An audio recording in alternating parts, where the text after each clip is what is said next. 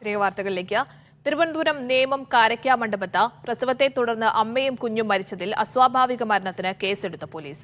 മരിച്ച ഷമീറ ബീവിയുടെ ഭർത്താവ് നയാസിനെ പോലീസ് കസ്റ്റഡിയിലെടുത്ത് ചോദ്യം ചെയ്യുകയാണ്.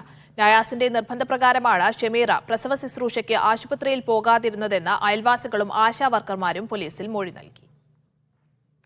വീട്ടിൽ നടന്ന പ്രസവത്തിനിടെ ചികിത്സ ലഭിക്കാത്തതിനെ തുടർന്നാണ് കാരയ്ക്ക മണ്ഡപം വെള്ളായണിയിൽ വാടകയ്ക്ക് താമസിക്കുന്ന ഷമീറ ബീവിയും നവജാത ശിശുവും മരിച്ചത്.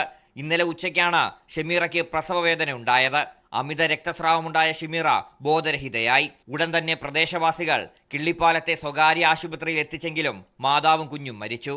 അക്യൂപങ്ക്ചർ ചികിത്സയാണ് ഷമീറയ്ക്ക് നൽകിയിരുന്നതെന്നാണ് പ്രാഥമിക വിവരമെന്ന് പോലീസ് അറിയിച്ചു. അക്യൂപങ്ക്ചർ ചികിത്സ അറിയാവുന്ന നയാസിന്റെ ആദ്യ ഭാര്യയിലെ മകളെയും ഷമീറയ്ക്ക് അക്യൂപങ്ക്ചർ ചികിത്സ നൽകിയ ഭീമാപള്ളിയിലെ ക്ലിനിക് നടത്തുന്ന വെഞ്ഞാറമൂട് സ്വദേശി ഷിഹാബിനെയും ചോദ്യം ചെയ്യുമെന്ന് പോലീസ് അറിയിച്ചു.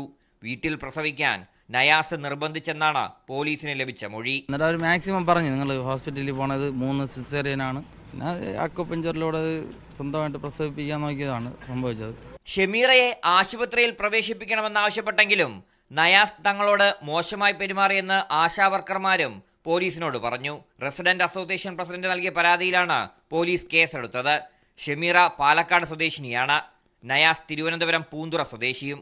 നയാസിന്റെ 2ാം വിവാഹമാണ്. മീഡിയ 1 തിരുവനന്തപുരം.